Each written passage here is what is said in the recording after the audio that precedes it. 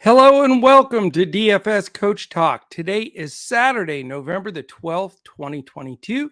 I am Joe Sarvati, affectionately known as Coach, and I am here to break down a really good Saturday night main slate that starts at 7 p.m. Eastern. We've got 6 really good games. There's 2 earlier that we're not going to worry about. Brooklyn and the Clippers are already going. Utah and Washington is starting at an hour before main slate lock. We're going to be going over Boston, Detroit at 7, Toronto, Indiana at 7 as well. Atlanta matches up with Philly at 7:30, Charlotte, Miami at 8, Houston and the Pelicans at 8:30. Portland and Dallas finish up the slate with an early finish tonight at 8:30. So no super late games, but 6 very competitive, interesting games that should make it for a fantastic Saturday night slate. So hello to everybody today. Crash is not 100% healthy yet. Plus, he was spending a little extra time getting ready for the big NFL podcast tomorrow. So certainly join Crash and Steven. They're not doing the Saturday podcast in the evening for the Sunday NFL slate. They're now doing it Sunday mornings. Everybody had requested that, so that's the direction that we go. We listen to what you guys and gals want out there. So they will be at 10:30 a.m. Eastern tomorrow, Crash and Steven, with a complete breakdown of your NFL slate tomorrow. Terrific night last night. I hope that those that jumped on the podcast, we had a really good group in there with Deb and I last night. And it was a terrific night for us. We had a lot of guys come through.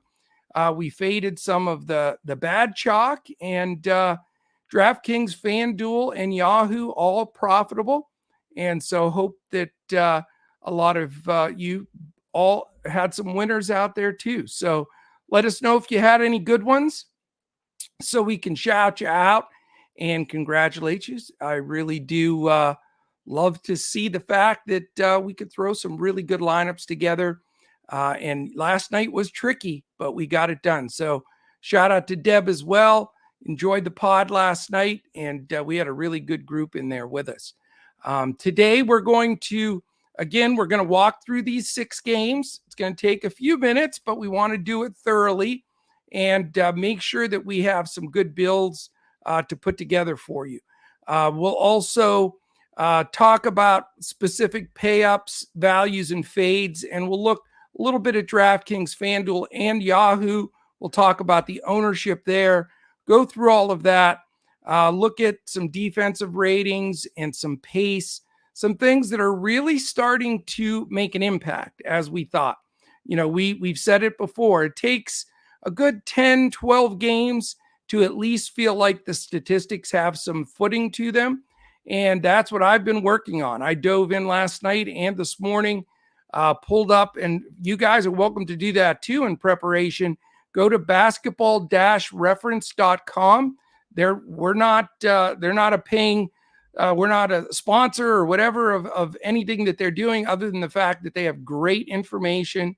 And you can go to advanced stats and drill down and look at the usage numbers, move people on and off the court. We've got tons of people in and out and playing restricted minutes because almost everybody's either on the second night or the first night of a back-to-back. So it creates a lot of different rotations, but you're able to, on the advanced stats tool on basketball-reference.com, you can move those around, see the usage, and where you can expect the ball to go pretty much. And that, of course, is imperatively important. We can break down all the stats, dump them into an optimizer, pull out, an optimal lineup based on that optimizer, then mix in all those other pieces. Let's look at that usage and ownership and pace and DRPM, which is huge, defensive real plus minus, another thing that we focus on here at Coach Talk. So those are all starting to have, like I say, a lot more meaning now that we've got everybody to almost a dozen games. And I think that this is where we get hot. This is generally the time of the year, right before Thanksgiving, a couple weeks before Thanksgiving, and then we ride that momentum into the new year. So if you'd like to become a member at Coach Talk, you can see it scrolling on the bottom of the screen.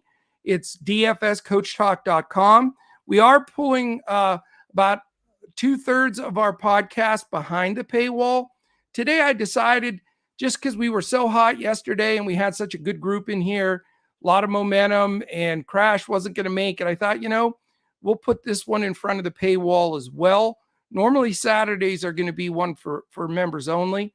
And the schedule for our podcast, it's pinned on Twitter, so you can check that out at any time. It's at DFS Coach Talk on Twitter. And again, we're going to do those specific podcasts for members only. We want to dig in. Now that we've got some even more concrete statistics to look at, we want to start breaking those down and, give that heads up for members specifically. So we have also simplified and lowered our prices here at Coach Talk. So you can get a week, a month, 6 month, or a year membership. And the 1 week membership is only $9 now. So that's even cheaper than we used to do for our 5-day football weekend membership. So give us a try if you haven't already. We'd love to have you in there with us. Want to grow the family, and we feel we have a space and a niche here with Coach Talk that really doesn't exist in DFS. We have some good folks out there that do it, but we feel that we put that bit of a coach twist on it. We're watching games like crazy and evaluating and doing some things there. So we do appreciate it. If you're watching right now on YouTube, that reminds me to hit that thumbs up. If you would, we'd really appreciate that, because that allows us to move up the algorithm on YouTube, gets out in front of some more people. They have a chance to see what we're doing. Also, we're randomly giving out at least one ticket per day for someone that likes and retweets our posts on Twitter. We had 3 or 4 this morning that I had posted that are very informative, a lot of information, schedule, etc. Just takes a second to hit that like and retweet, and then we're randomly going to grab somebody each day, send you a DM right there on Twitter, and then you'll get a ticket.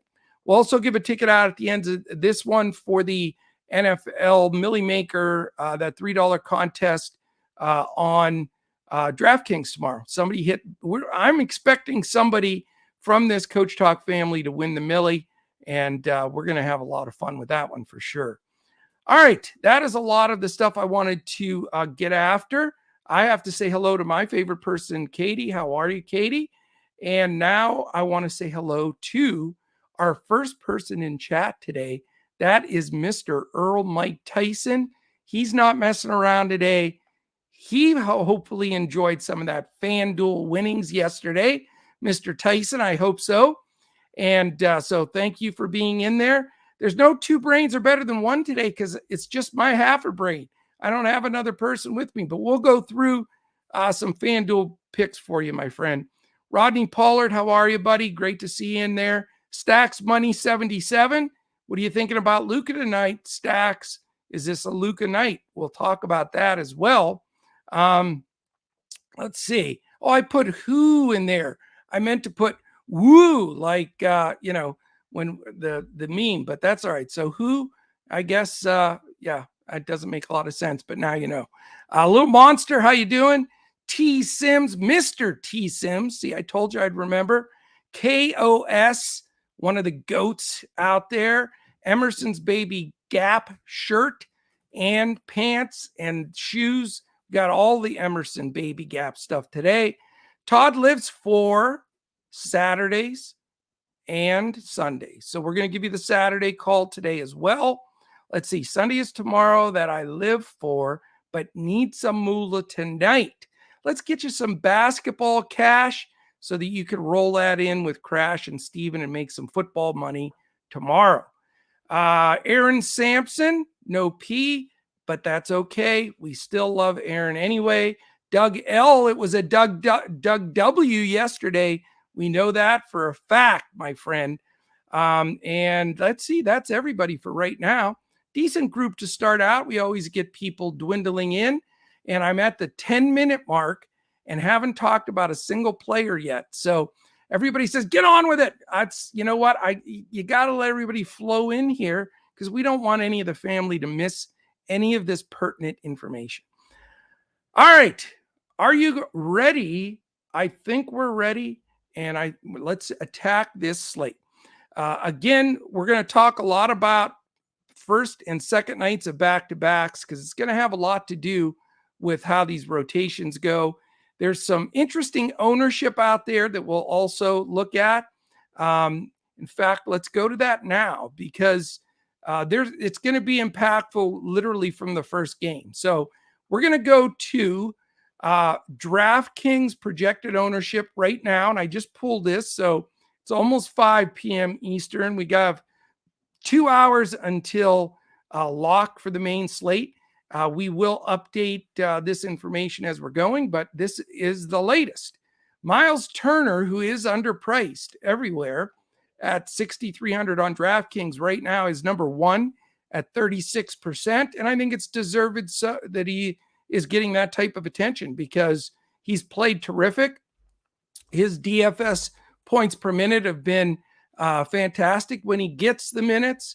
And they're going against a team, obviously, that has been a little bit short inside as far as, being able to defend interior-wise and even score the ball with Siakam being out. It's been a little bit tougher road for Toronto. This game's in Indiana. Turner is one of those guys that does have better home splits by far than when he's on the road. So definitely a guy that I'm looking at today, and he's priced really low comparatively speaking to some of the other centers in that spot. Jaden Ivey. Let's talk about Jaden Ivey. He was our worst player yesterday. The guy just didn't get it done. I was very upset that we did terrific yesterday. He was the lowest scorer on the board for us, and really surprised he's so chalky today. We've got to get some news in this game still. It looks as though Cunningham's definitely out. So Corey Joseph, but that was weird yesterday. He got in foul trouble. He played. I want to go back to Jaden Ivey. I know I went ballistic yesterday. I was so excited. I was doing backflips over him. And yeah, I landed on my head on that pick, but we still got it done. So the question is, do we go back to Jaden Ivey or not? I am really on the fence, everybody. And I think his price is right, but my initial build doesn't have him in it. And it's not because I'm sour about his performance yesterday. He just, and somebody mentioned it. If you're in here in chat and you mentioned it yesterday, it was a good point. He just hasn't played that great. He really hasn't. I don't know if it's the rookie just, feeling his way, maybe too much on his shoulders initially. But, between Hayes and of course, Corey Joseph, those two guys, they're grabbing enough of that usage with Cunningham out that it didn't flood to Ivy the way I thought it would. So that's a decision that still has to be made. I prefer Corey Joseph over Hayes, but I don't think I'm going to go to any of those guys. And we'll talk more about that later. But, as far as chalk goes, very tempting on Ivy, but not the place I want to directly go. Clint Capella, everybody remembers the game they just played on Thursday. Capella went ballistic, like 18 points, 20 rebounds, one of the old throwback Capella games. He's third highest owned at 32% at only $6,000. And, I get it very, very, if you think recency is going to dominate here, then he's a great play. I prefer Turner over him personally. If you're going to get chalky, I'd rather go that direction. I don't particularly trust Capella to get anywhere near that. And when I see regression coming, some people say, well, I'll take some regression on that. I get that. But if you're already expecting less, then, why push the envelope? So not looking there either. I mentioned Grant Williams an awful lot yesterday. And Deb, if you're listening, Deb was giving me a little noise for liking Grant Williams. And man, he played well yesterday. but I'm not going back to him. Again, he had a really good game, and I know that Horford's out, and all their bigs are down and out. Griffin's going to start, all of that baloney. I get it. But I do think that he regresses, and I think he's going to be grossly overowned. And I am fading. In fact, he's my favorite fade on the slate. And I mean, I like Grant. I like Grant Williams yesterday. I love his hustle. I think he is a sucker play. And if the ceiling is still the ceiling, and we'll go from there. So that's my opinion on that chalk. So not diving on all of the chalk right now. Yes, Turner is a power forward eligible on Fanduel, which definitely helps. Somebody else jumped. Derek Wilson, Mr. Wilson. How are you, friend? How are you doing? I hope you're doing well on this Saturday. All right, the rest of the chalky guys. Jason Tatum, 10-1. That's a big thing to bite off there, price-wise, at 25% owned at over 10K against a Detroit team that's undermanned and could get blown out, although Boston is undermanned inside. So, there's some thinking that this stays closer, but that's a big number. This one I don't understand. Marcus Smart is 6th. Why? He's been awful. $5,600. I get it. 24%. I got to think that changes. I don't understand it. I don't like the play. Fred VanVleet, he left the game sick yesterday. Let's get status on him because he was a big disappointment yesterday too at 8,200. He's highly owned. Jaylen Brown, who was a late add to my lineup for the members that saw him in there. He made, I think, my Draftkings and Yahoo lineup yesterday. He was great, but 8,500, fair price. Again, I'm concerned of a blowout, number one. And secondly, he was red hot. At one point, he was like 7 for 7 from the field. So not as crazy about him in this matchup today. Jalen Green, you guys know I go to him a lot. He's 20% owned at 6,300. He's tempting. Tyrese Maxey, 8,000 though now. A little bit different price point for Tyrese. Certainly a big ceiling though. Is he going to grab DeJounte Murray defense? That's a bit troublesome. So we got to see. Now, he did get a mixture of Trey and Tyrese, I believe. Or was that the game Trey was out? Whatever the case may be, he did get some DeJounte last time around. And so, we'll see how that goes. Jalen Smith, Alperen Şengün, Buddy Hield, Tyrese Halliburton. I really like Tyrese today. Sam Hauser, people. Sam Hauser. And I'll tell you what, he checked into the game yesterday. He looked exactly like Gordon Hayward. I said to myself, wait a minute, is Gordon Hayward back on the Celtics? I couldn't believe it. But anyway, $3,400. I get it. Sam Hauser? No, don't do it. Why is there such crappy chalk today? There are so many sucker plays. If people own these people at this number, we're going to kill this slate tonight. And I know that sounds cocky and arrogant, but if you're loading up with Marcus Smart and Jalen Smith and Sam Hauser and Buddy Hield and Jaden Ivey, who's not playing well, I mean, those are 6 of the top 12 people in ownership right now on DraftKings. I love when I see that because I don't agree with it. I think we can go a lot of different ways. All right, we're going to talk quickly about Fanduel, and we're going to look at I'll give you the list because a lot of it's the same. Turner and Capella at the top. Here's an add-on, though. Another guy that I don't like today, DeAnthony Melton. I know he's 5,800. Everybody loves DeAnthony Melton for some reason. Philly's got their squad back. I don't see enough minutes or usage for 34% ownership on DeAnthony Melton. No. Then you have the same guys, Williams, Maxey, Brown, Green. Here's a guy that I have a little interest in, but I'm not sure I trust the minutes, and that's Andrew Nembhard, the rookie. He's only 3,500, so you can't get better than that. 28% is a little troubling. And I don't trust Rick Carlisle. You never know what the hell he's going to do with minutes, especially with rookies. But he's been consistently getting minutes, and he's a nice ball player. So at that price, especially if I want an extra buy up, I think he's a good option. Then you have Tatum, Smart, Brandon Ingram at 8,000.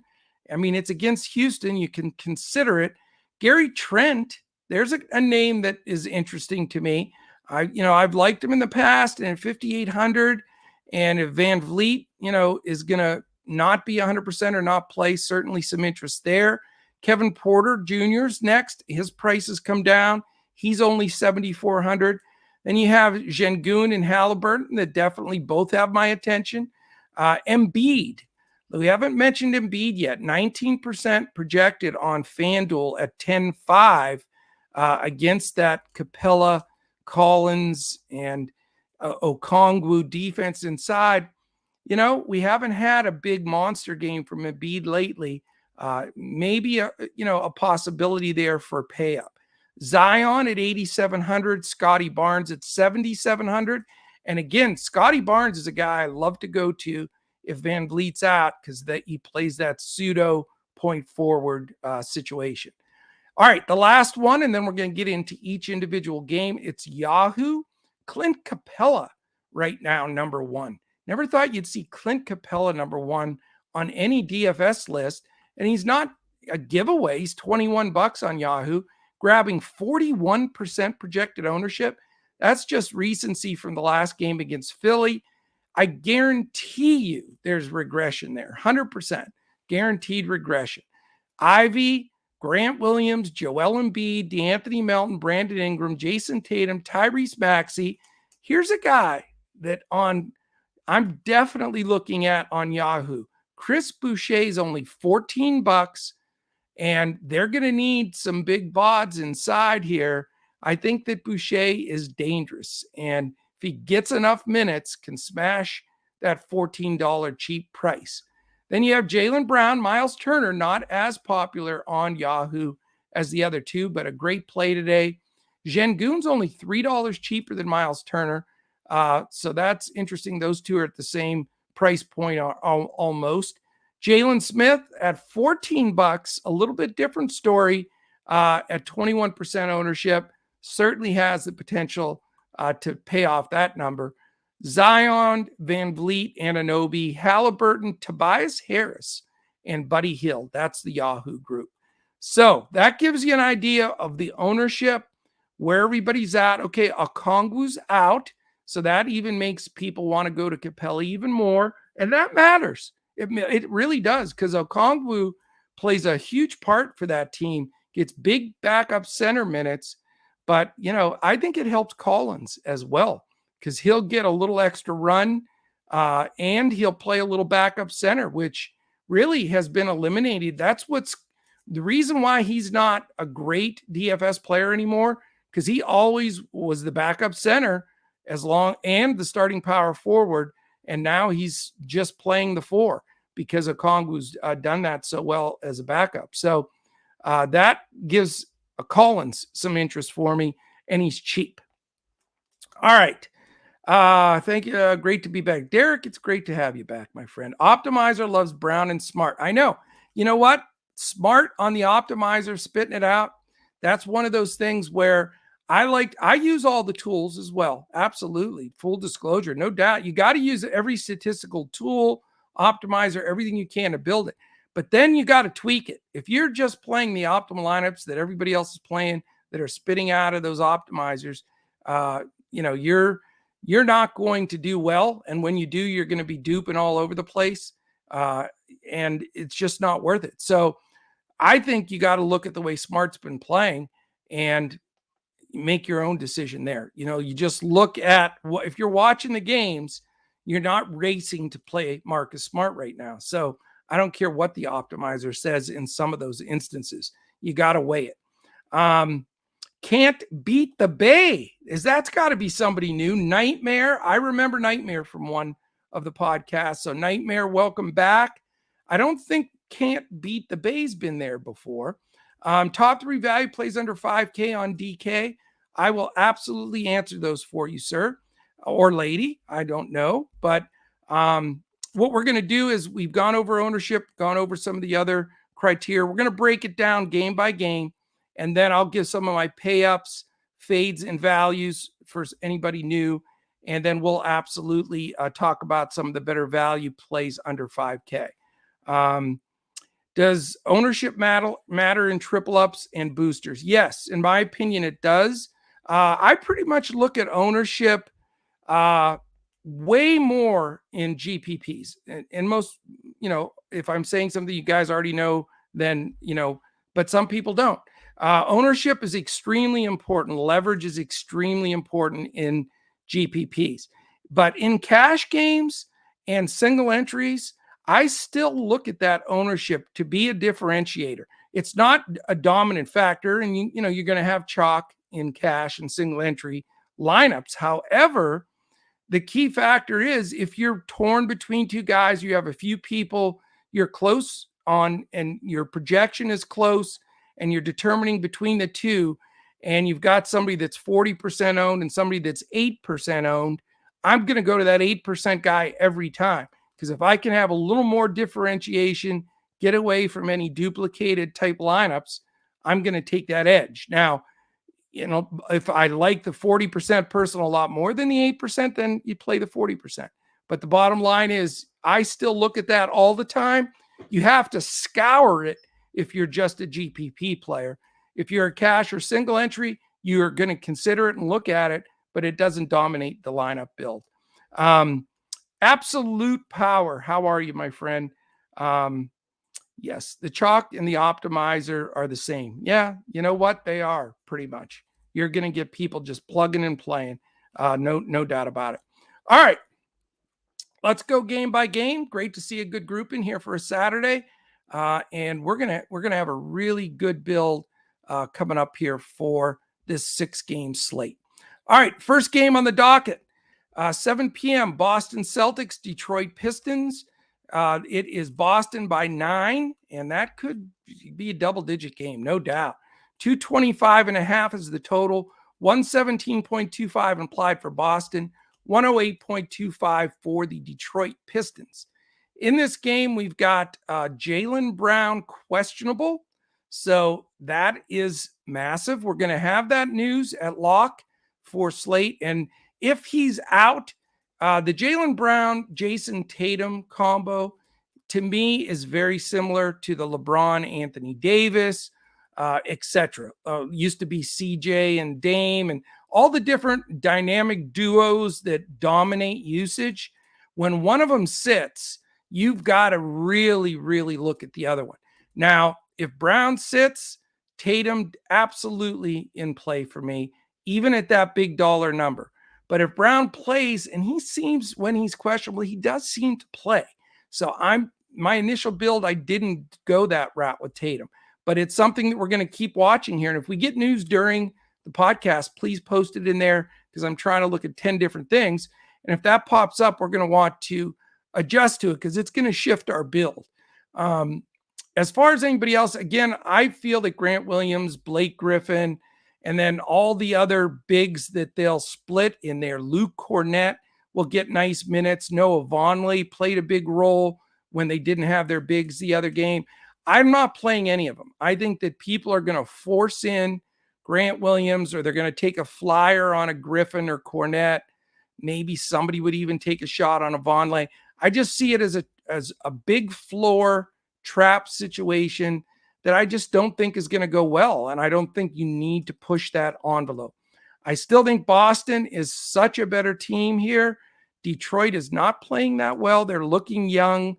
They're looking inexperienced. And their big-time leader is out this game. So can this blow out? Absolutely. And for those that are new to the channel, I game script every game. I firmly believe that you have to do that. If you have the guts to do that, you're going to be right more than you're wrong. Sometimes it's going to bite you, and then you know what, but you got to game script stuff out. And I think Boston wins this game. I think they're going to be tough in this game.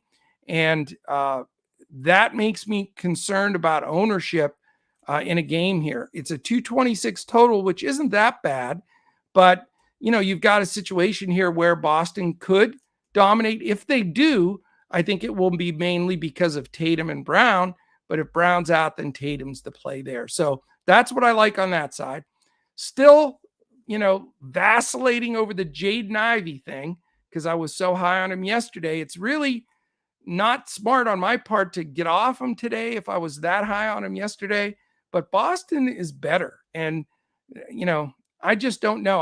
I don't like the way Ivey's playing right now. I don't know if it's a lack of confidence or what the deal is. Corey Joseph, again, he's going to play a role. Can you get a real ceiling out of the guy? Probably not. But I would play him over Killian Hayes if it was between the two. I think where you may get some benefits here is looking at Saddiq Bey or Bogdan Bogdanovic. Those are the two guys I think are a little bit more dangerous. What I'll say in this game also, because I didn't mention it, Brown questionable, Brogdon, Gallinari, Horford, Williams out. Oh, I said I wasn't going to say Gallinari and Williams are out anymore because I waste everybody's time. Bagley is the guy that's probable for Detroit, and he's going to get some run today. Not worth playing, probably 15 minutes maybe. Alec Burks is questionable. So that's another huge part of staying away from the whole Joseph, Hayes, Ivy. Burks jumped right in and played yesterday and played a decent amount. Will he play a back-to-back after just coming back from injury? I don't know. We have to see that. But that would certainly muddy the guard lineup there. And then we know Cade's out. So anyway, the situation for the bigs at Detroit it's too muddy now. Even though Isaiah Stewart's cheap, you're going to get some big time play from Durant, the rookie, as a backup center, and now Bagley in the mix. So for me, I prefer either Saddiq Bey or Bogdanovic matched up with Brown if Tatum's out.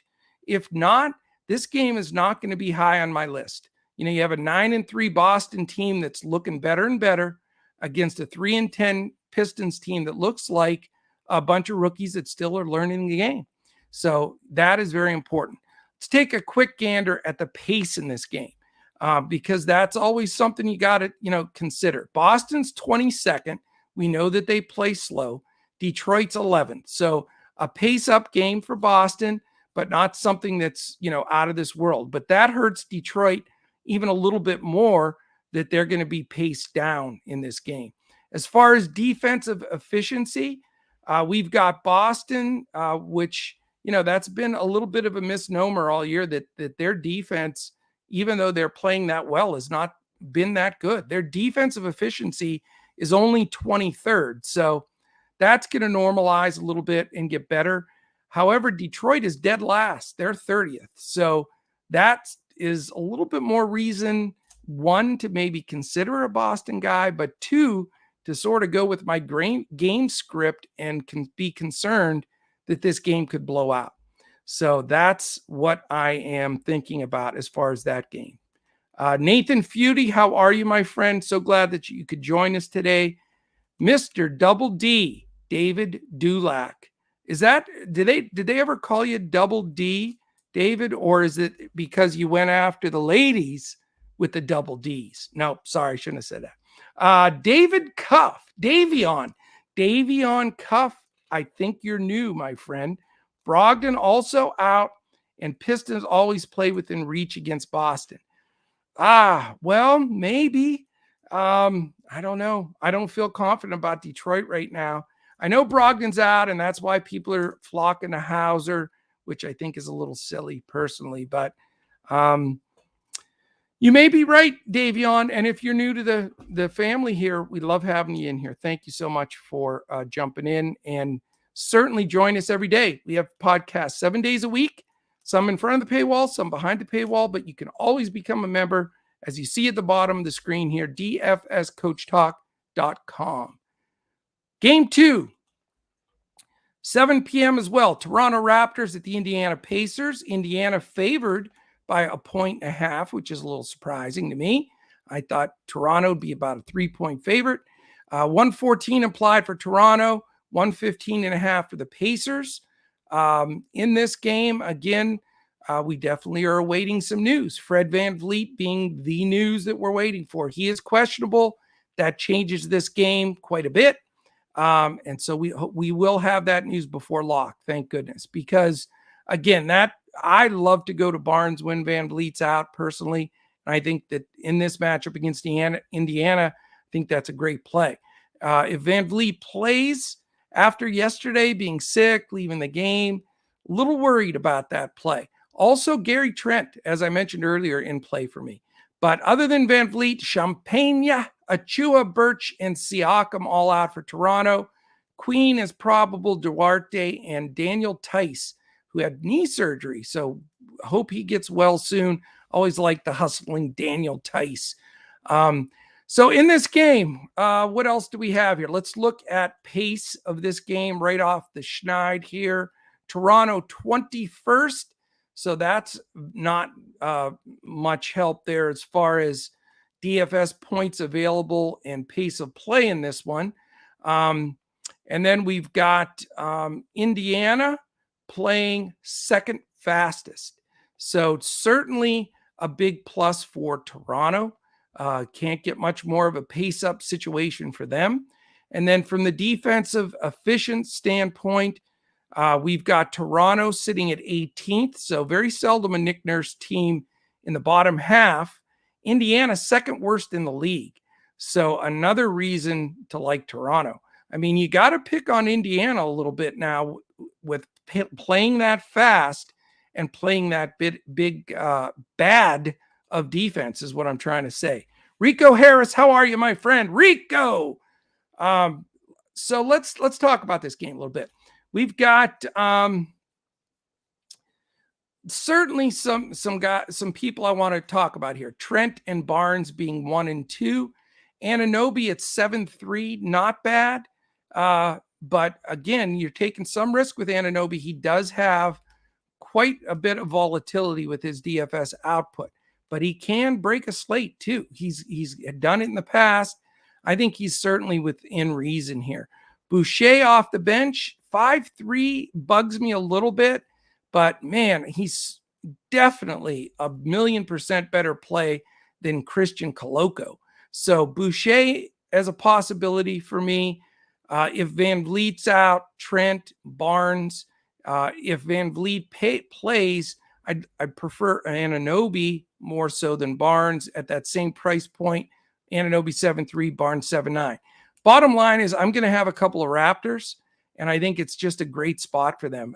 A nice total team that's playing fast and poor defense, and I think you got to look there. One of my favorite plays on the slate is 8.9K Tyrese Halliburton. Great spot for him. Love him in this matchup. Home game. He's playing well. I think this is a great fit. I think we're going to get him as we went over the ownership earlier. He's not chalk.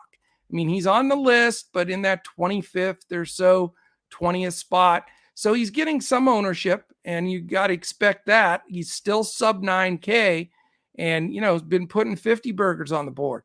I think it's a great matchup for him. I think he's a terrific play, and you're going to see him in a majority of my lineups. The cheap play here, Nembhard, the rookie, man, is he tempting to go for. He's 3.9 and, super tempting. I mean, he's when he gets the minutes, he's produced, and think that you can consider him here. I just don't want to go too heavy on this game. And I love Miles Turner. He's my favorite play as far as a big, possibly on the slate at his price point. He's only 6'3". He should dominate inside. I mean, Toronto's going to play Coloco, Boucher. Maybe they throw, I don't know who in there. Thad Young. I mean, he should just eat their lunch all day long. So Turner and Halliburton on one side, maybe Barnes and Trent on the other. This is the biggest game of the day for me. No question about it. I think that you're in a situation here where you can look at either side. Now, again, we've got scenarios where almost everybody's on some type of a back-to-back. I didn't mention it in the first game, but Boston's on the second night of a back-to-back. We know that. That's why Horford and company are sitting. Same thing for Detroit. And then in this game, you've got Toronto on the second night of a back-to-back. And then Indiana, in their situation, they are, let's see, I think they play tomorrow as well. That's one that I'm going to look at real quickly here because I did not mark that on my sheet, and I want to know that. Indiana does not play tomorrow. So that is even more of a reason to like that play, and even more of a reason that I like this game. So I think you got to look at both for sure. To pay up on value, to pay up and value on Fanduel. We'll hit those. We're gonna do them on both Draftkings and Fanduel, and we'll throw a couple of Yahoos in the mix too. Speaking of crash, no, just kidding, just a crash joke. All right, so this game's going to be the key for me. I'm going to be, in my opinion, my stacks are 2v2 generally. I'm not a big believer in 3-man stacks when you have 6 games. I mean, we have 12 teams here. If you get too much more aggressive than that, unless you're going to get some wacky double or triple overtime game, you're really betting against yourself because there's only so many DFS points that can go around in a game. So mini stack, I should call it, and have probably 4 guys represented from this game, which is a lot. So there we go. That's my take on that game. Next one is the Atlanta Hawks at Philadelphia 76ers, 7:30 game. Philly -3, 222.5 total. Atlanta only a 109.75. Philadelphia 112.75. So that makes for a pretty lower total than you would expect after the way they played Thursday. We had a few people have some monster games. So, is it recency or is it going to be, a little bit more to the norm? Atlanta comes in 8-4. Philly's only 5-7. Bogdanovich and Okongwu out for Atlanta. Melton and Reed are questionable. So all that Melton ownership, we'll see how that rolls, if he's going to play or not. Even more of a reason to fade him for me. And we know Harden's already out. So, you can go to the big dollar guys here. You certainly can. And I think a lot of people will, because they're going to look at that last game. And as we looked at ownership, there was quite a bit of attention to this game. Atlanta is 6th in pace in the league, but Philadelphia's 2nd slowest team. So major pace down for Atlanta. Everything's a pace up to Philadelphia, but substantially paced up with Atlanta being 6th. Defensive efficiency wise, Philadelphia is starting to creep up. They're almost to the middle of the pack at 16th, and they'll end up in the top 10 by the end of the year, I think, with this, some really solid defenders on that squad. Atlanta's surprising, though, 10th in defensive efficiency. Really did not see that coming, but that's how much one player impacts in the NBA. Not like any other sport. DeJounte Murray has taken this team from 27th in defensive efficiency last year into the top 10. So that definitely changes everything. When you play defense outside in, and you can play perimeter D like a DeJounte, it changes the whole flow of somebody's offense. So again, the pricing on Philly, a little high. That's something I think that hopefully will normalize a little bit. And with Harden out, a lot of people have been flowing there. Maxi's up to 8K. Tobias is at 7.5, which is no, giveaway. Embiid all the way up to 11.1, which I like Embiid. I think he's a good play. And, the game's a 3-point spread, according to Vegas. And you would think Embiid's going to get some extended run. But, Okongwu not playing doesn't help the defensive prowess. You're going to get a little extra run from Capella, who's up to 6K now. But again, I see regression for Capella. And don't forget that Capella could get in foul trouble here. Embiid is a really tough guard, and Capella's not any younger. He's been around a while. Where I can afford Embiid, which isn't right now, at 11.1, but I'd like to play him somewhere, secondary lineup, where I can go with an extra value play. He is my favorite play on the Philadelphia side today. I think that that's a spot I'd go if I went to Philly. But on the Atlanta side, 10-3 for Trae Young and 10K for DeJounte. I mean, to me, this is, again, my opinion, and I could be dead wrong, but if you play two guards from the same team for over 10K, you have to have rocks in your head because there's just no possible way you're going to get there. I just don't see it happening. So personally, it eliminates both for me. I'm not going to go either direction there. Not going to eat the chalk on Capella. I would prefer to go to Collins, and I know he's let me down, and he can really suck at times, but he's 6'2", which is very fair. Like I mentioned earlier, I think he gets extra run today because of Okongwu's absence, and I think you got to look at that. Oh, what I said about Josh is in there. Josh, I didn't mean what I said earlier about you being a Yahoo. No, I didn't really say that. It was somebody in chat. I'm kidding you, my friend. Derek White could be a good play. Maybe. It's possible. GPP-ish for sure. Joe K, how are you? Jumping Joe K. So glad you're in there. Want to see you back in Discord, chirping it up with us as well. Let's see. KOS likes Derek White too. Guys, I don't know, man. I mean, Hauser. No, don't do it, dude. Don't do the Hauser deal. Please don't do Hauser. I would prefer White over Hauser personally. All right, I'm off track. You guys got me distracted. So this game is not a key game for me. If I can afford Embiid in my secondary lineup, I'll go that route. Collins, a consideration for me on the other side, but a game that I'm not going to be very invested in. All right, next one. Charlotte Hornets at the Miami Heat. Miami's an 8.5-point favorite. We have the loser as far as the Vegas number, 215.5, a paltry 103.5 for Charlotte, 112 flat for the Miami Heat. Definitely not the best game for DFS purposes. 3-10 Charlotte at 5-7 Miami. Here's the big thing. Mr. LaMelo Ball has returned today. How is that going to mess things up? How much is LaMelo going to play?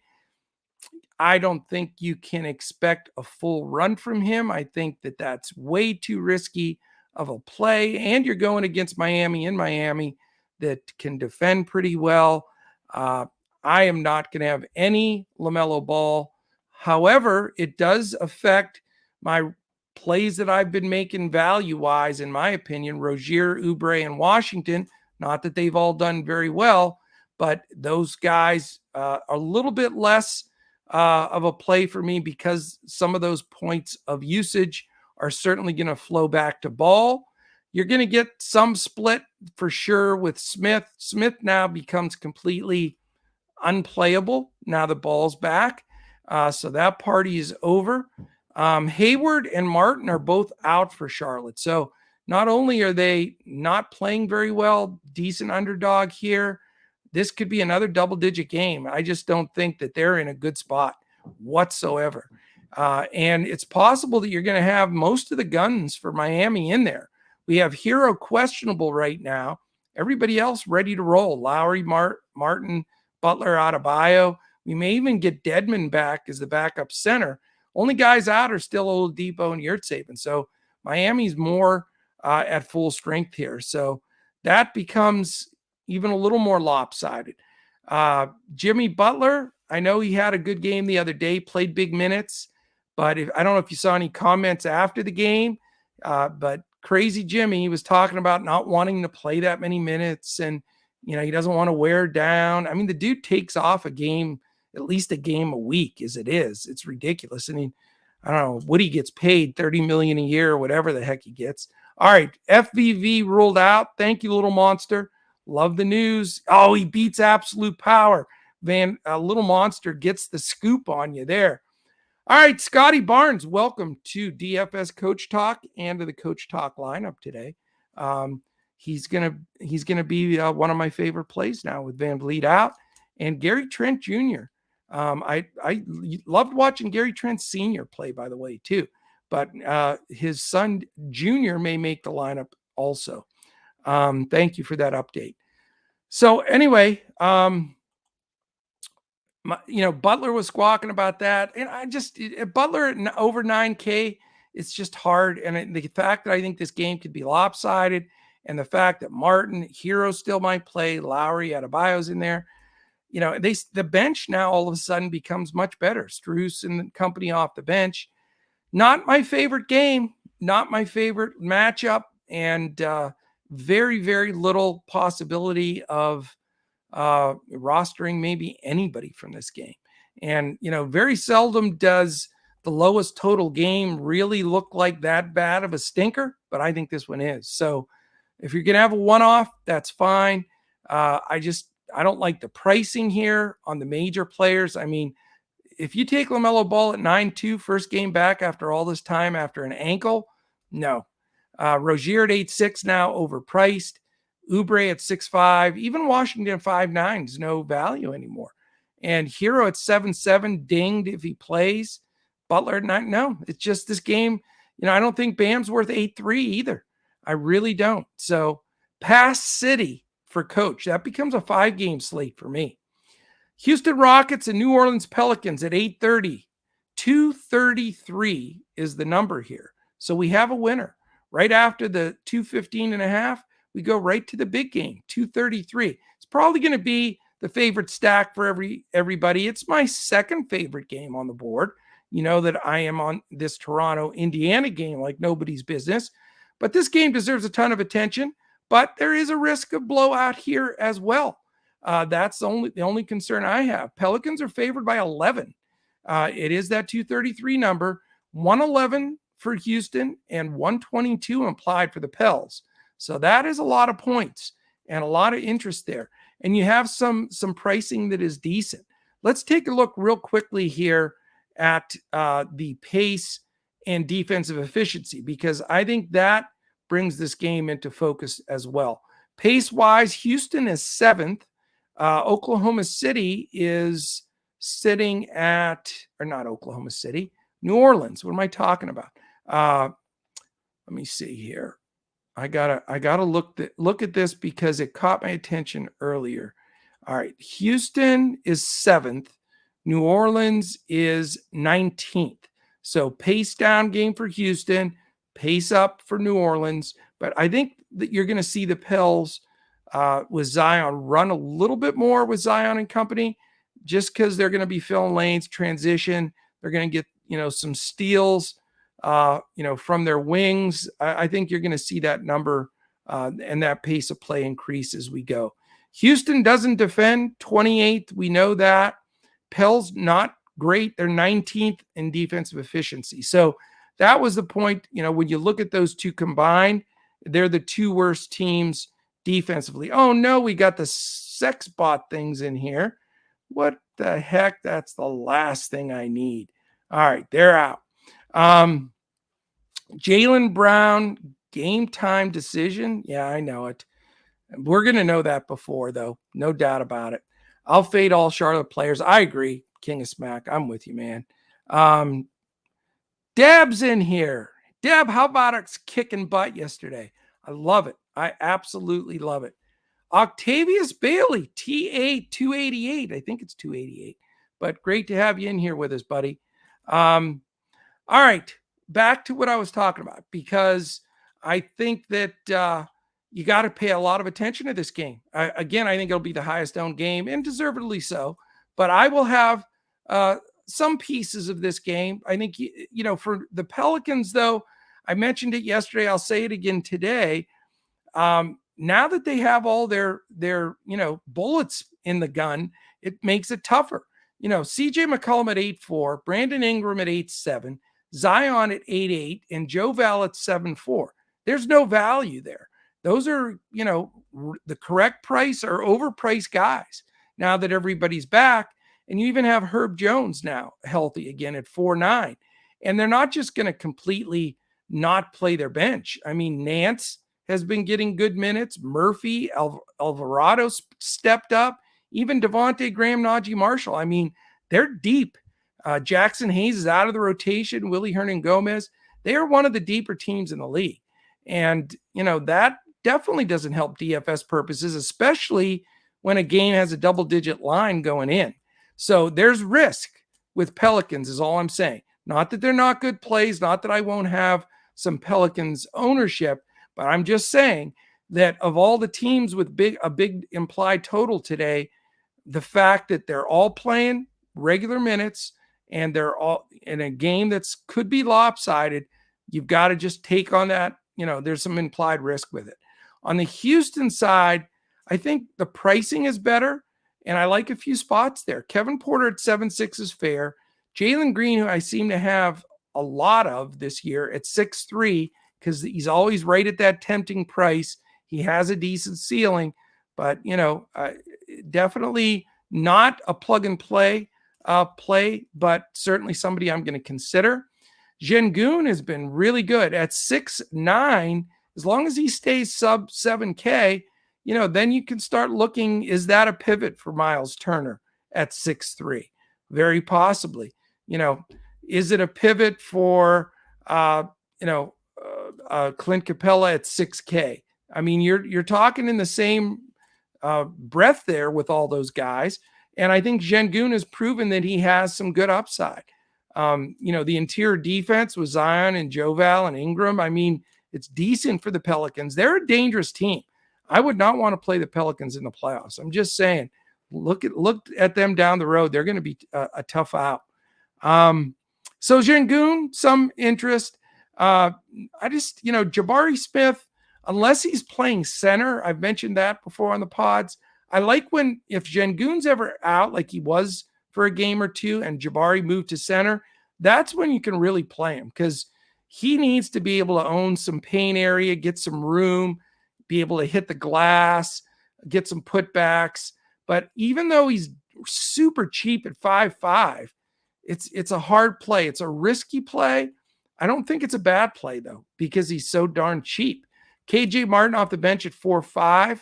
If he gets enough run, he usually produces.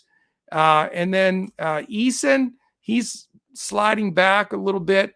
Again, some of the rookies, I think they have to adjust. And you have some guys that come out of the chute really well, and then people sort of understand their game. They learn how to defend them. You have these awesome coaches breaking down film and looking at every single tendency. I mean, I've been there and done that stuff. And, you take a guy like an Eason coming out of college, nobody really knows that much about him. Yeah, they scout him and everything, but you don't know what he's going to do against this kind of speed. The NBA is totally, totally different than G League or college. And it's, everybody's going to adjust differently.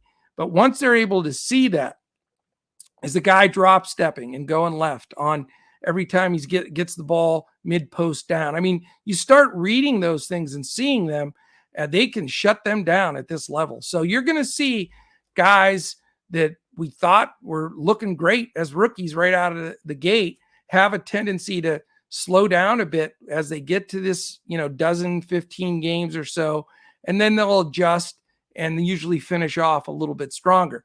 But for Jabari, he may fall right into that role, and an Eason as well, that it's just going to take a little bit more time. So anyway, I will have exposure here. I do like Kevin Porter a little bit today, though. He's at 7.6. It's a little bit hard because he is, 1,003 higher than Green, but it just, I think the pace of this game and I think that just sits well for him, and I feel he's in a good spot. All right, Deb, let's see. Hey, what's your favorite? Okay. Oh, okay. Deb's in there chatting.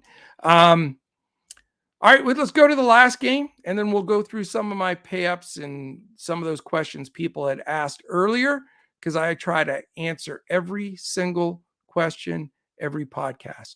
All right, Portland Trailblazers, 9-3.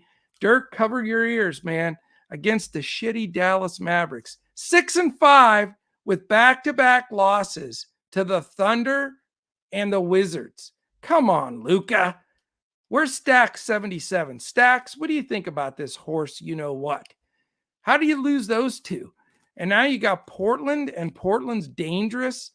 I don't know, man. This game scares me.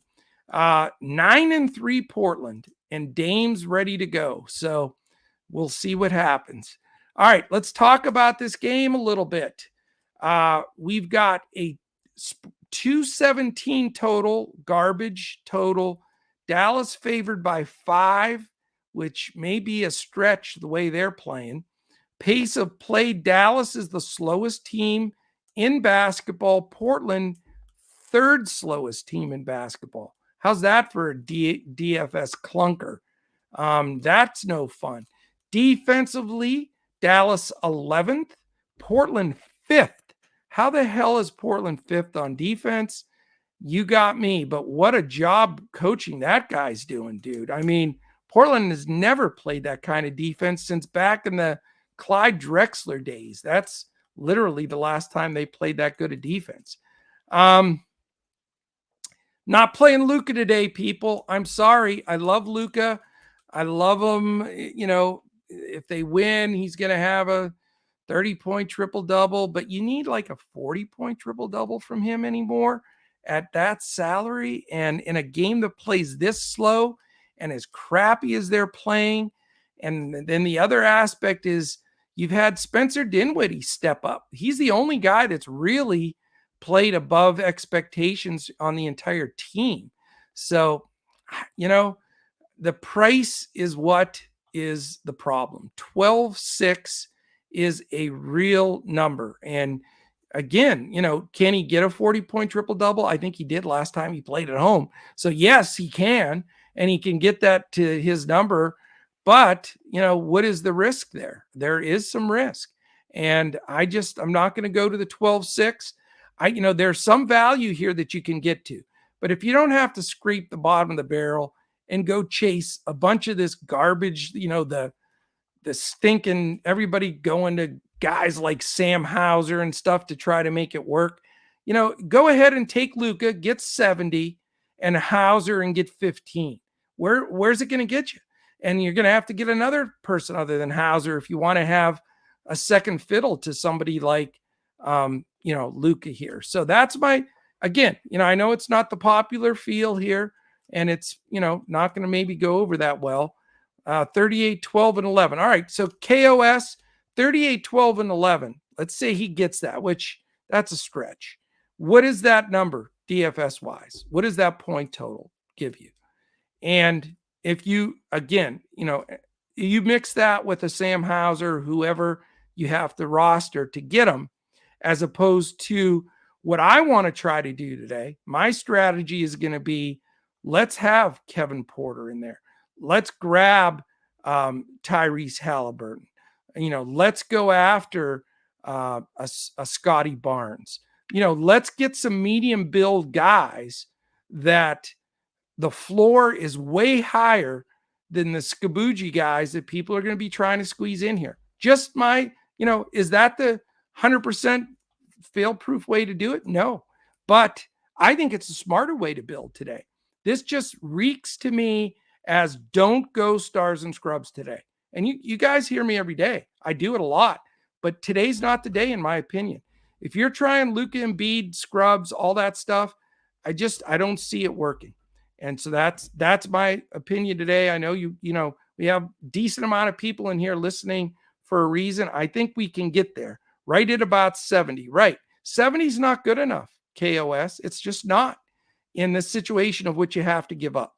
I need 80 from Luka tonight if I'm going to play him. And I just don't trust it. You got two of the three slowest teams in the league, and Dallas playing like dog doo-doo, and Spencer Dinwiddie stepping up and finally grabbing a little usage, which, you know, Dallas needs that.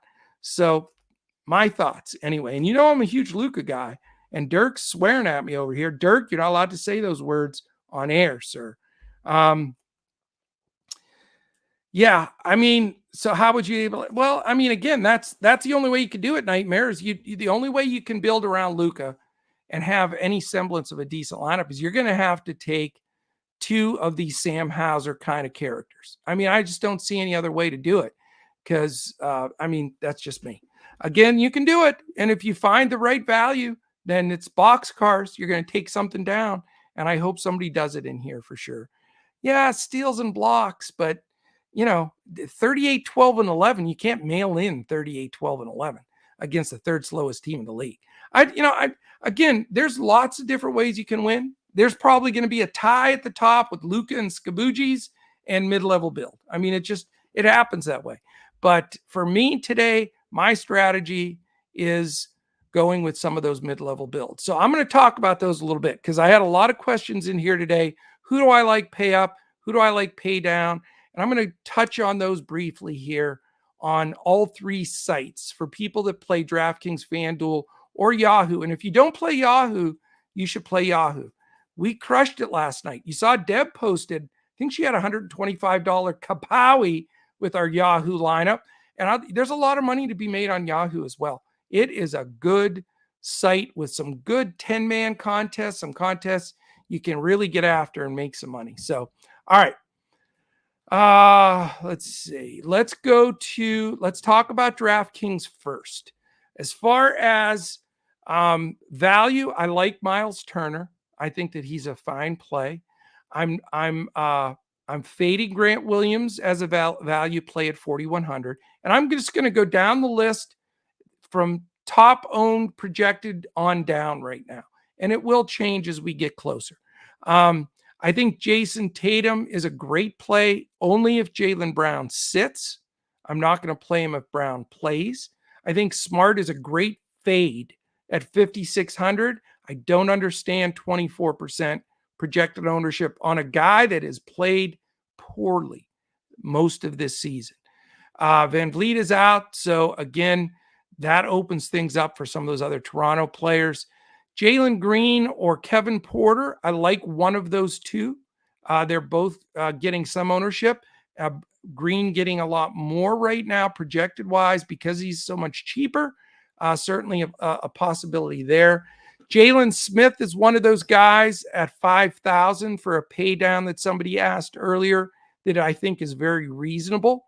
I think Jalen Smith's a nice value play. I think Şengün, I think you choose between Şengün or Turner for your main center on DraftKings, in my opinion, again. I love Tyrese Halliburton at 8,900. I think he's a bargain. I think he's a mid-9 player in a game here where you're going to have decent pace, and I think it's a great play. Again, I've made enough fun of Sam Hauser that he's probably going to have his career game today, but he's getting a ton of ownership at $3,400. I don't want him for $400. Nothing personal to the Hauser family. Isaiah Jackson, that's an interesting one. He's 4,100, but he can really smash. It is on a GPP, he's a great flyer play, no doubt about it. But risk, GPP only, but I think he's a cool play if you want to dial up Isaiah Jackson. OG Anunoby at 7,300. I think you have to consider, but again, I've got to make a decision. Right now, I'm leaning more towards Barnes and or Trent, Anunoby being a third selection for me. Porter getting decent ownership. Again, I'm leaning towards him over Jalen Green right now, and I can afford that extra 1,300 because I'm not jamming in Luka and Embiid. Other than that, we talked about the Detroit situation. A lot of people are going to go with Corey Joseph or Killian Hayes, or, I just think it's way too risky. I mean, you've got a muddied situation there. So I think that's a good spot to fade. You're going to be surprised how many people throw in Corey Joseph, Jaden Ivey, Killian Hayes, Alec Burks. And again, Burks is questionable, so we'll see if he plays. But just listing 4 of them is enough, should give you enough pause. Granted, their star is out, but you're still going to have a mix of usage and a rotation of minutes. So, and Diallo, who knows if Diallo gets in, if he's in. So, Williams had a small injury yesterday. That's why Hauser getting, I know. I completely understand that. And there's no doubt about it. But there's one thing that people are forgetting about yesterday, and this will be my final point. I've wasted too much time on Sam Hauser. Guess who played pretty decent yesterday? Peyton Pritchard. So is he playable? No.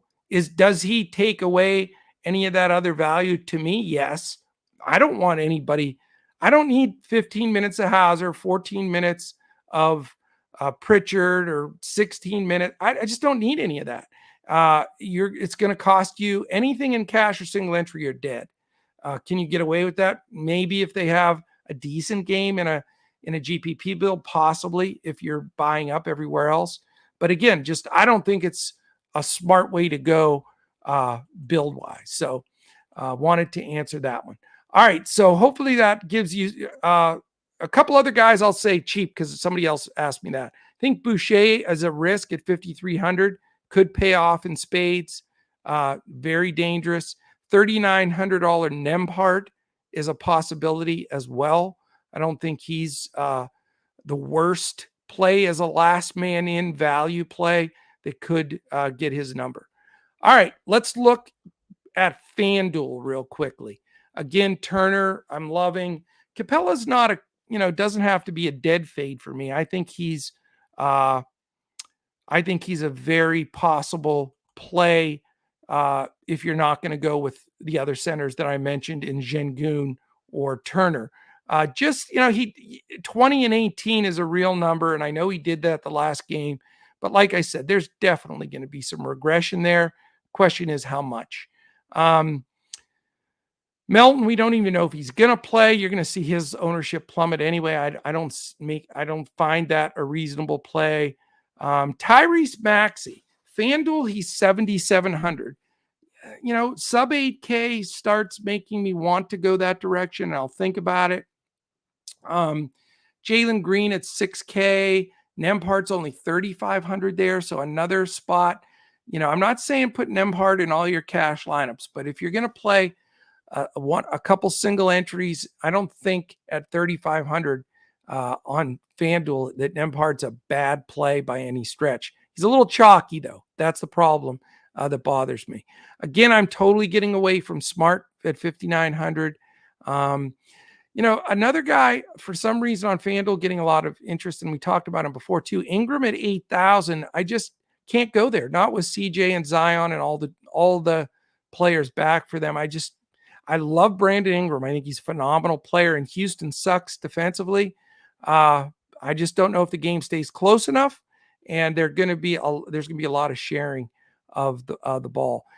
Sub 6K Gary Trent Jr. $5,800 against this Indiana team that doesn't defend and plays super fast is a bargain. I think you got to look there. Porter at 74, we mentioned. Şengün at 67, we've mentioned enough. Halliburton, 8,800, so still the sub 9K number, very interesting there. Scotty Barnes at 7,700, we've talked in depth about him. Certainly a good play. Here's a possible bargain. Bogdanovich at 5,400 for Detroit. There's a sneaky value play that we haven't brought up, and a guy that could do just fine. I wouldn't play him at 6K plus, but at 5,400, and he's only 17% share right now, projected on FanDuel, could be a very sneaky play. Other than that, let's see, value-wise, Saddiq Bey, same type of scenario. I mentioned Bogdanovich and Bey were the two guys I like most from Detroit in this game. Not that I have either one in my initial build, but $5,700 Bey is not a big reach. $5,600 Boucher, again, super risky, but I think he's going to do well today. Just Nurse never is consistent with him. There's never been a guy more inconsistent. It's so hard to figure. There's games Boucher has literally broken the slate last year, 60-some fantasy point games. He did. And then there's games where he plays 10 minutes and you want to just scream. So I like him, but there's risk. All right, I'm going to also take a quick look at Yahoo, and then I'll go through any of the final questions. Jaden Ivey, again, I get it. I want to play him. I just don't think I'm going to do it. I've talked about that Detroit guard rotation, even with Cunningham out right now. Burks, if Burks sits, maybe I bite the bullet and go back to Ivy, but still concerned about that rotation there. Other than that, really, we've talked about almost all these guys. Maxey's $30. That's a little bit too much for me on Yahoo, even though I'm a Maxey fan. Turner, not the bargain he is everywhere else. He's $28 on Yahoo. So I may go elsewhere. Şengün, 25, a little bit better. Jalen Smith at power forward, eligibility at 14. I think we mentioned him as a great buy there. You can get Gary Trent under $28. He's $19 on Yahoo. A lot of interest there. If you want to take that GPP flyer, Isaiah Jackson at $13, almost the min there on Yahoo. Dinwiddie has played out of his mind, but he's $21. Certainly a massive savings from a $57 Luka on Yahoo. Kevin Porter, a little too pricey for me, $29. Not the value there. Guards are a little bit tougher today on Yahoo. You got to dig in a bit. Scotty Barnes is over $30 here too at 32. You got to start looking maybe at the second flight guys as far as price goes. If you want to go to the bottom of the barrel, we keep mentioning Nembhard, but he is the minimum $10 there. If he's starting, certainly worth a whirl there, no question about it. You've got Mathurin at $20, a little bit high for him. John Collins is, I think, a great value on Yahoo today at 23. Too cheap for him, especially with Noah Okongwu backing up at center. Couple other guys that can be mentioned. Caleb Martin back in the lineup for Miami. Don't want to go there, but he's only $13. You do have $13 Jabari Smith. That makes you think. No question about it. If you want to take a chance, Corey Joseph starts and you think he's going to get enough minutes, you got $10 minimum Corey Joseph there.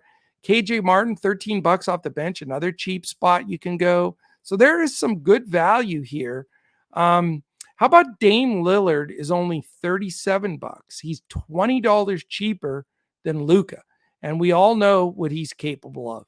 Is it a perfect game scenario for him? No. Dallas is slow, and they defend pretty well, but $20 cheaper than Luka for Dame, that is a big number. Other than that, really, there's nothing that dives out to me. Yahoo, usually you can find some phenomenal deals, and I'm usually all over that. Today, the pricing's a little bit tougher. They tightened the strings up on some of these guys. So I think really from a standpoint of pricing today, I think Fanduel might be the best spot to go, but I'll certainly be playing all three with everybody else. All right, so let me see here. Did I miss any major things in here? What's the minimum amount of minutes you look for a player? Well, it depends on a lot of things, Nightmare. It depends on the size of the slate, number one. That's the most important thing. It depends on the matchup. And then in situations of cost, salary per minutes played regarding the output of projected DFS points. So if I'm projecting on a 3-game slate that somebody's going to play 30 minutes and they're a 0.65 points DFS points per minute guy, that is a playable commodity to me.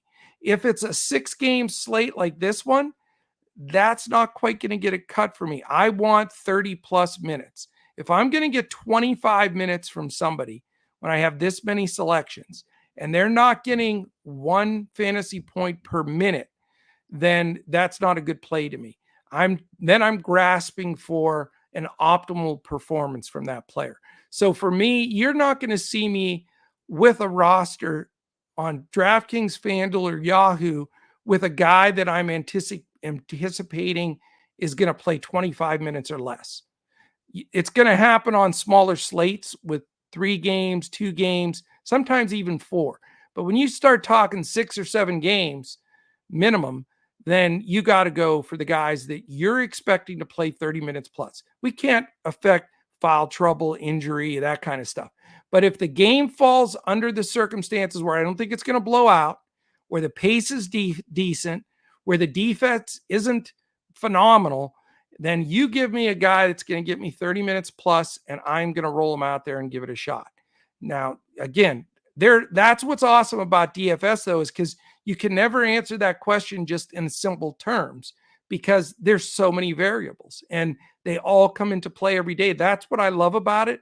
I love the psychological and mental challenge of breaking down these slates, looking at every game, breaking down the minutes, the rotations, the coach theory, how everything's working at that time, then dumping all the statistical piece into it, looking at the size of the slate, and then making those determinations. That's what's the beauty of this is. And that's why I love DFS and, fantasy sports, especially basketball. I mean, and there are guys that know football like I feel I know basketball and baseball and those things. And I feel adept at the other sports. But in basketball, I'm trying to take it thicker and deeper and really look at all of those entities when I break things down. So I know that that's not a completely straight answer, Nightmare, but hopefully that explains to you what the theory and thinking is behind it. If you're going to ever play a guy that you think is going to get 20 minutes and you're hoping he gets 25, then you're up against it right from the get-go, because now you're looking at a really low floor, and then you have to have a couple of Lucas to make up for that, because it's very competitive. The numbers have been, to get on the cash line, you got to be in the 300s, 350s, sometimes 400. The winning lineups the other day were like 437. So, you can't mess around with a guy that isn't going to get out there and get it done. So that is the way I look at it, my friends. Toronto and Indiana and Portland, Dallas are the games to target. Why, KOS, would you target Portland and Dallas? I want to know that, because you have two teams playing really good defense, two teams playing very slow. And if really, other than Luka and Dame, as far as the usage goes, when those two guys are in, everybody else is tertiary, let alone secondary. So I am not going to play much of that Portland Dallas game at all, because I don't believe, if you're not going to pay up for Luka or Dame, I think you're stretched. And I don't think the game's going to play at a good enough pace to get there. So that's how I feel on it. And, I think the numbers are really honest today in Vegas. And you guys know from listening to me, sometimes I've got 2-3 guys from a low total in Vegas. Sometimes I'll have 0 from the top game. But today I think Vegas has it right. I'm going to focus on, I happen to like the 2 highest total games today. And that's not chalky play. That's just the reality of it. I think Toronto, Indiana is my favorite game. Houston and New Orleans is my second favorite game. So I think Vegas has it right. The games I really don't care anything about are Charlotte, Miami, and Portland, Dallas. I think that, you're looking at 20-point less totals. You know what that equates to in DF capacity? 20 points. Every point is attached, usually a rebound, an assist. Usually it's predicated by a steal or a block. And then there's the points themselves, or the 3, or a bonus for, whatever you're getting to.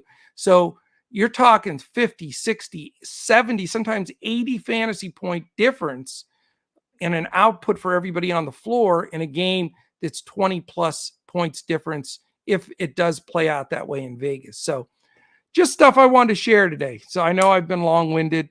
Hope that this helped everybody a lot. I want to give away a ticket real quick.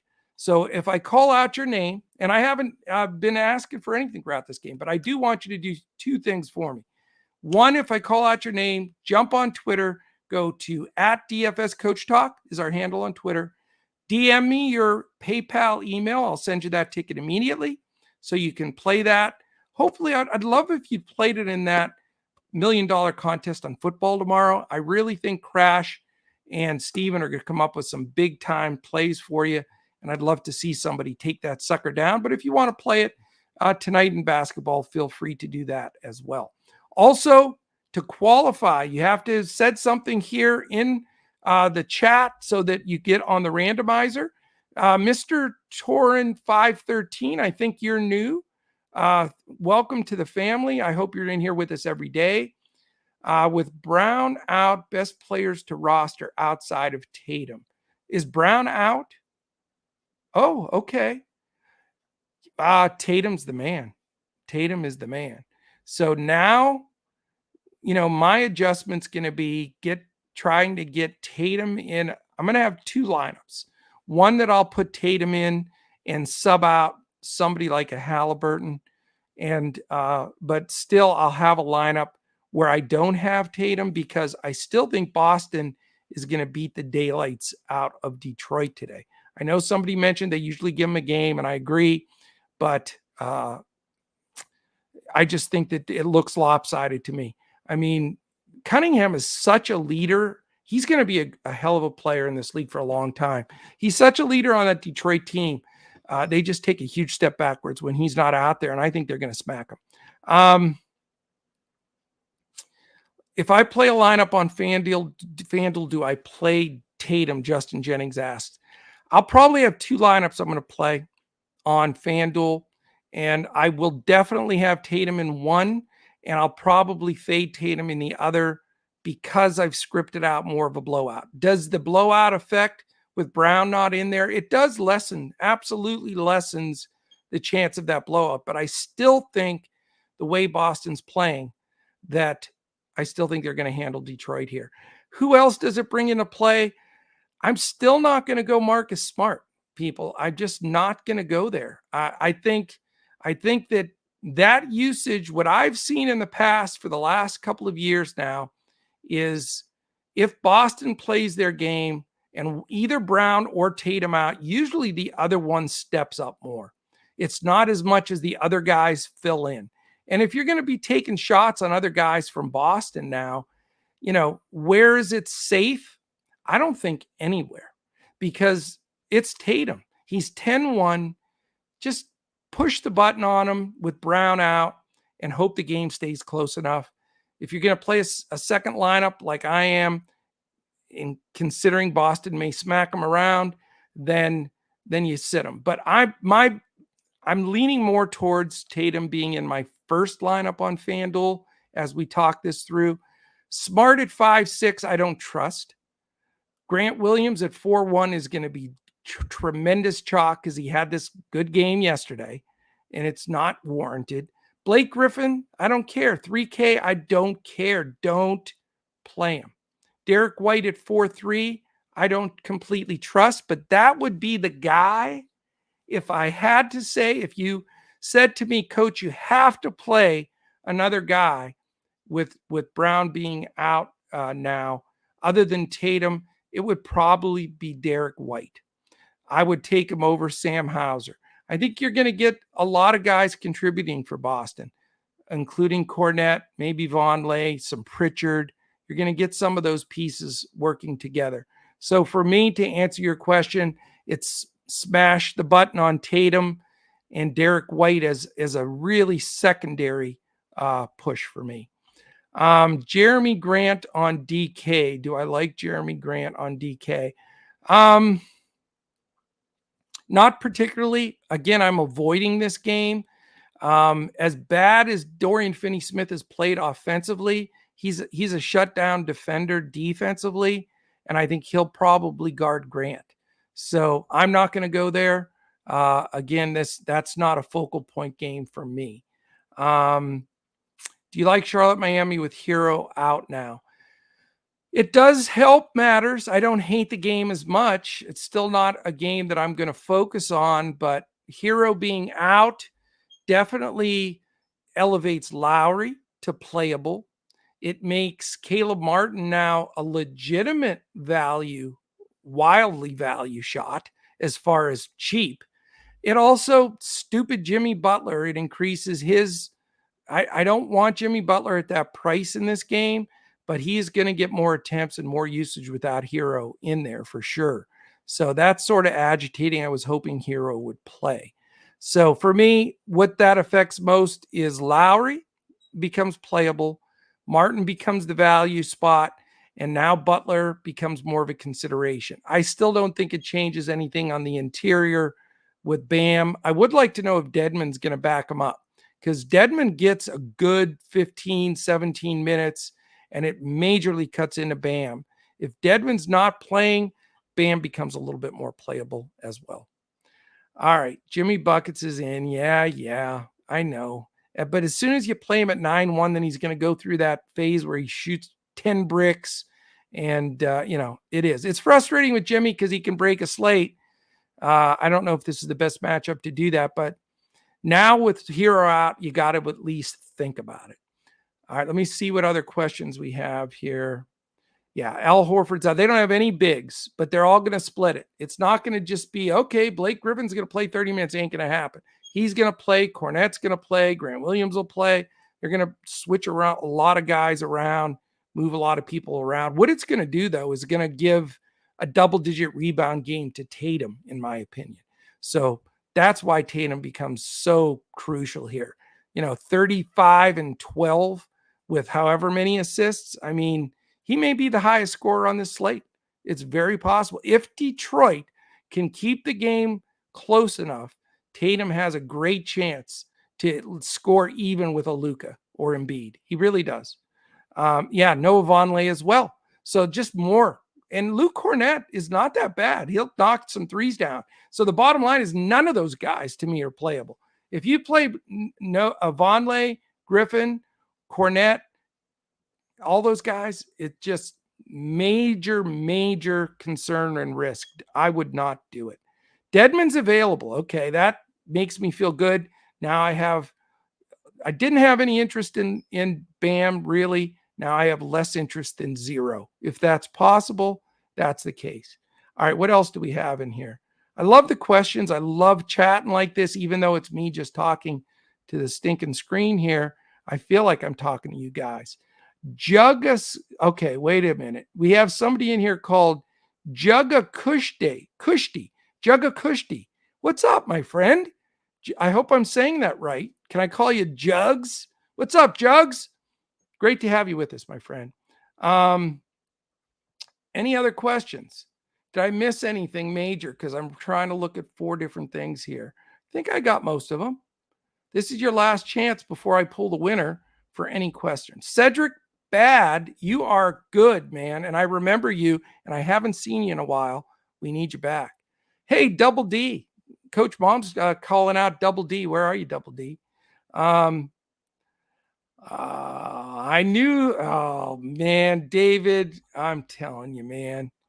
All right. The winner of a free ticket, and you got to jump on Twitter at DFS Coach Talk and send me your PayPal email. The winner today, Absolute Power, has the absolute win. So you are the winner today. I know you've won before, so maybe it's time to play the lottery. Or maybe you're the secret winner of the $2 billion Absolute Power.